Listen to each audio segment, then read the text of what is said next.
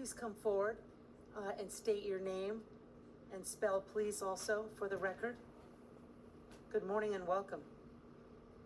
Buenos días. My name is Gonzalo Santos, Santos. I'm here to address this board. Last time was when the debate over the Trust Act, and then subsequently the first hearings that we had, the first public hearings, I came here too. I'm so glad to be here and hear the report from the Sheriff's Office, which is in full compliance with the Trust Act. I think people like myself and the ACLU and so many activists, some of whom were my students at Cal State and are here today, have been vindicated. That we do have cordial relations with the Sheriff's Department, which has a reputation of being very hard, with the ACLU, which has a reputation of being very liberal, very supportive of immigrant rights. That is so good to see. I would like to make 2 points, if I may, apart from the fact that I represent that 20% of your county that is foreign-born, that my children are part of that 43% that have an immigrant parent, that I'm also part of that over half of Latino citizens of this county. So I have earned the right to speak here. And even if I didn't, I would still come and speak. 2 points. What a contrast, folks. We went into the minutia, whether it's one or whether it's two, when in Florida, it's thousands. Eagerly pursued by the sheriffs of Florida, with gusto, with real cruelty, breaking their windows, dragging them away from their children, out of their schools, from the fields. What a contrast. That when the Migra showed up this February, or was it January? When the Migra showed up in January as a pilot project, even still having Biden as president, they couldn't wait for Trump, and they came here on purpose, all the way from Florida, to raid our farm working communities that the Sheriff's Office did not participate. What a contrast. I'm here to pay my respects to that.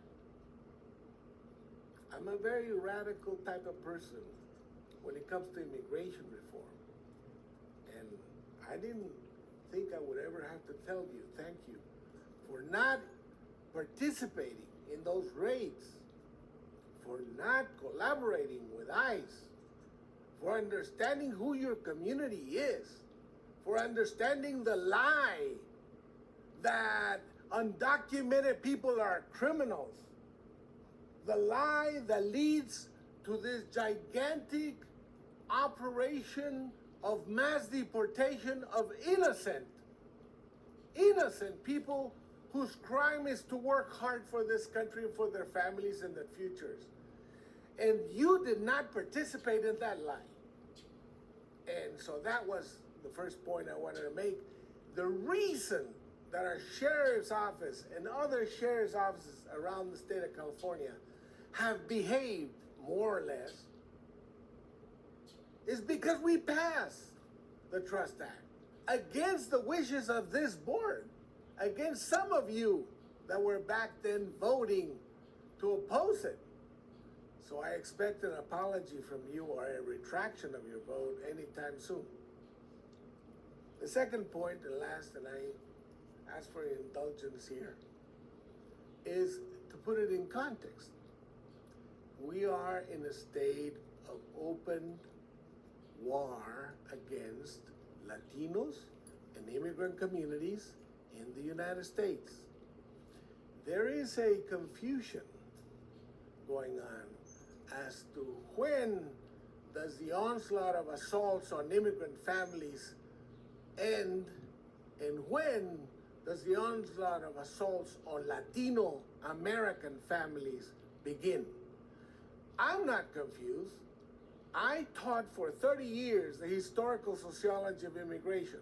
I know how slippery the road is and how the Irish and the Italians and the Jews and the Polish and everybody else had to defend themselves, their children born in this country, because of the insidious racism in the name of pursuing immigrants, which is xenophobia.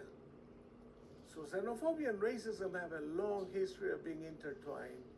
And the context today is one of the asks of the ACLU to you, the board, was to stand up to this onslaught, to stand up for your community, stand up for your immigrant, hardworking, agricultural and urban communities. To stand up means to speak up, to pass resolutions. You don't need to join us to go block the immigration people when they show up. We will. They show up here, and let me tell you, when they showed up in January, I went there with my daughter. It was a lot of young people. I was so reaffirmed that this struggle will continue because our young people are not giving up. You don't need to join us on those sidewalks and blocking the streets. And we will. We ask you to express your voice as the representative body of our community, to pass resolutions saying enough. Our community deserves protection. Do not come to Kern, and do something about the American Gulag, about this California city proposal for expanding the American Gulag to have thousands of ordinary, hardworking people locked up so that one incarceration corporation can make hundreds of millions of dollars. Speak up about the Gulag in McFarland. Speak up about the Gulag in Mesa Verde, Bakersfield. Shut them down. Do ordinances. Pass plumbing regulations and shut that damn thing off. Do something. I'll see you next year.